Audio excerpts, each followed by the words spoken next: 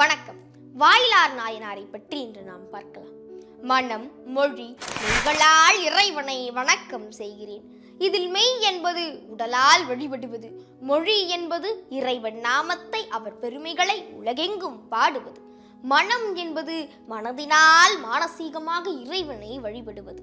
தவத்தை பக்தியாக செய்த நாயனார் யார் என்றால் அது நம் வாயிலார் நாயனார் தான். தவம் செய்வார் தம் கருமம் செய்வார், மற்றல்ல அவம் செய்வார் ஆசையுள் பட்டு.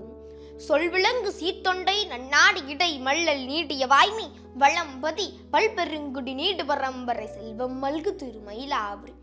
இப்படிப்பட்ட சிறப்பான மயிலையில் பிறக்கிறார் நம் வாயிலார் நாயனார். மயிலையின் வளம் எப்படிப்பட்டதாம்? கரிகருங்கன்று முத்தலம் வீ முன்னீர் படிந்தனை மேகமும் நலங்கள் மேதி நன்னாள்கும் தெரிக்கொணா சிலம்பு தெண்டீரே காணலின் சீனலார்.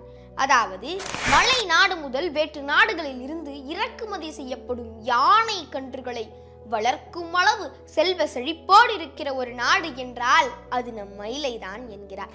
சங்க காலத்தில் தொண்டை வளநாடு என்று அழைக்கப்பட்ட மயிலையில் வேளாளர் மாமரபில் பிறக்கிறார் நம் வாயிலார் நாயனார்.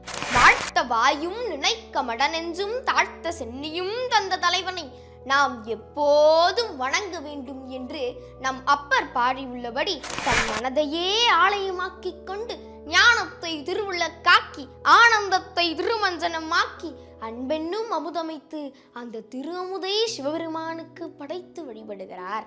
மயிலையில் உள்ள கோயிலில் முருகப்பெருமான் சந்நிதிக்கு அடுத்து வாயிலாருக்கு தனி சந்நிதி அமைக்கப்பட்டுள்ளது. நீங்கள் வாயிலார் போல உங்கள் மனதிலேயே கோயிலை கட்டி வழிபட்டாலும் சரி, அல்லது கோயிலுக்கு சென்று வழிபட்டாலும் சரி, நாம் இறைவனை சென்றடைய வாயிலார் நமக்கு ஒரு வாயிலாக இருப்பார்.